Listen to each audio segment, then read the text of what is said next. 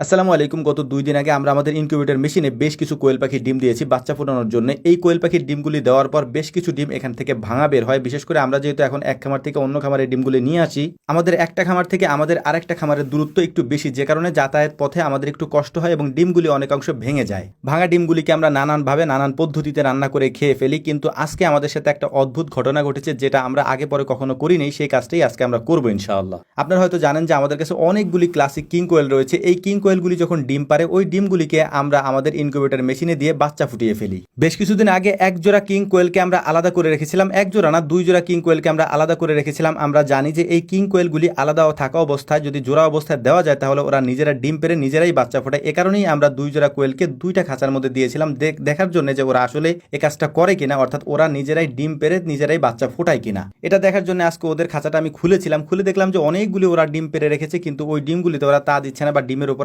বসে না, এবং বিভিন্ন জায়গায় ছড়ানো ছিটানো অবস্থায় ডিমগুলি পেরে রেখেছে। এই ডিমগুলিকে ওরা তা দিচ্ছে না। তো ওই ডিমগুলিকে আমরা বের করে নিয়ে এসেছি, এবং বের করার পর আমরা এগুলিকে সুন্দর করে স্প্রে করে আমাদের ইনকিউবেটর মেশিনের মধ্যে দিয়ে দেবো। এর পাশাপাশি আমাদের অন্যান্য খাঁচা যে ডিমগুলি আছে কিং কোয়েলের, সেই ডিমগুলিকেও আমরা বের করে নিয়েছি আলহামদুলিল্লাহ। এখন আমি যে বিষয়টা বলবো সেটা হচ্ছে যে আমরা মূলত যে কোয়েল পাখির ডিমগুলি খাই বিভিন্ন সময় আপনারা দেখেন, সেগুলি হচ্ছে জাপানি কোয়েল, যেগুলোর দাম অ্যাভারেজ অল্প দামে, যেগুলো স্বাভাবিকভাবে আমরা বাজারে কিনতে পাই বা আমরা বিক্রি করি। কিন্তু কখনোই আমাদের এরকম কিং কোয়েলের ডিম খাওয়া হয় নাই। তো আজকে দেখলাম যে অনেকগুলো ডিম নষ্ট হয়ে গেছে, মানে ভেঙে গেছে আমরা যখন এগুলোকে দিচ্ছিলাম, কারণ অনেকগুলো ডিম এক জায়গায় ছিল, ওরা এটার উপর দিয়ে দৌড়াদৌড়ি করেছে, ডিমগুলি ভেঙে গেছে। ওই ভাঙা ডিমগুলিকে আমরা নিয়ে এসেছি।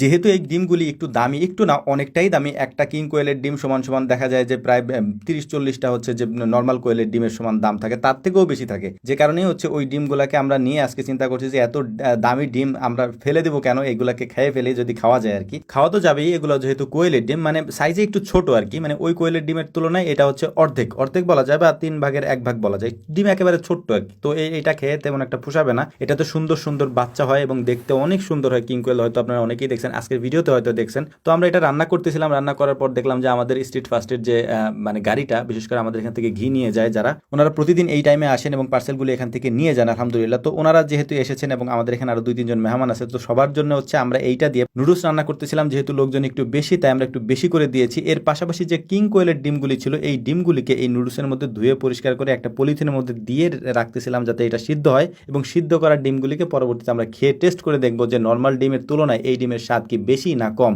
ডিমগুলি সিদ্ধ হওয়ার পরে ডিমগুলিকে এখান থেকে উঠিয়েছি, একেবারে ছোট্ট ছোট্ট ডিম। এগুলা হচ্ছে যে মানে ছিলতে গিয়ে হচ্ছে যে প্রবলেম হচ্ছিল, এত ছোট।